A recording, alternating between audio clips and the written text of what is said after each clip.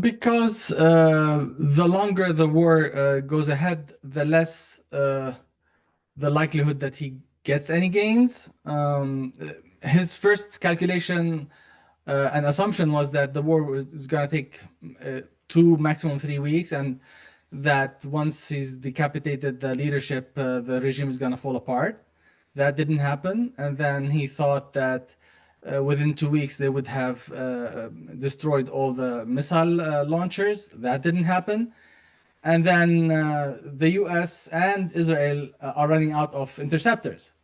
So the moment they no longer have any interceptors, then the war is completely in Iran's hands. So he needed a ceasefire as soon as possible, but he also needed it to be a ceasefire that looks like a victory to him. He did. He completely underestimated Iran, and he overestimated the logistics actually of the American military. He he underestimated how much military assets he needed, the number of aircraft carriers, having to bring the Gerald Ford after 200 days in Venezuela, bringing it like the crew was exhausted, and of course we know that they sabotaged the ship itself because they didn't want to fight. So all of these things were things that he could have, he knew, and he could have planned accordingly, but he did not. So that also factored into why he didn't get the results he was expecting. I'm not sure. I think the key thing, the problem for him is the Epstein files. The war conveniently distracted from it. So he would probably have chosen another distraction, to be honest. The war is the more convenient one, and it was one that also would get Bibi off his back. And he could also, it's something that he could show as a victory. I think he also was a bit drunk with how successful the Maduro abduction was, and he thought this is going to be a piece of cake. Iran is going to be the same.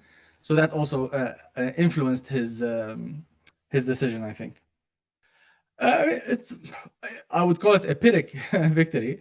The mere fact that they survived and that they've been able to stay so long, and in fact that their weapons systems proved to be better than the American ones, right? So you've had American airplanes shut down, while you had Iranian missiles not intercepted, right? So as far as just weapon systems, people are probably going to buy Iranian rockets and not American planes.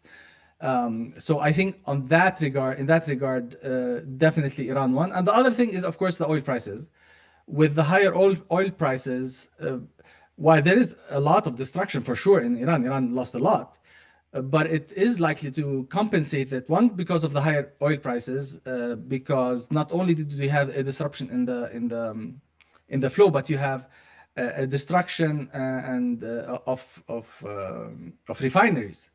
So the production is affected. So we're likely to stay with high oil prices for a longer time.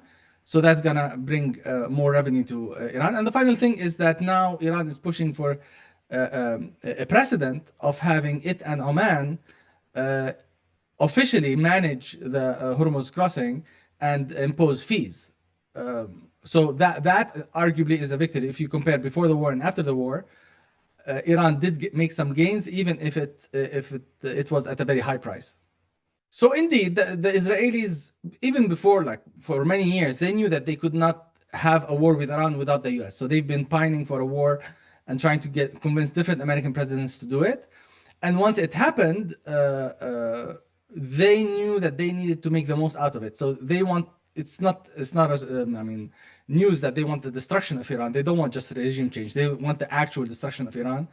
After October 7th, the Israelis felt that their policy of containment of adversaries is no longer tolerable, and that they need to destroy their enemies. And nothing short of complete Israeli hegemony in the region is going to be necessary for its own security. So even the cabinet member Bennett, he specifically said publicly that after quote unquote destroying the Shia regime in Iran, we're going to go after the Sunni regime in Turkey, right? So that kind of aggressive policy is unfortunately like That is the policy of the Israeli government. So they're going for that, and they're going to make the most out of what they can from the American support. They would rather the U.S. continue the war, and I wouldn't be surprised if the Israelis do their best to destroy the ceasefire at some point to bring the Americans back to the war.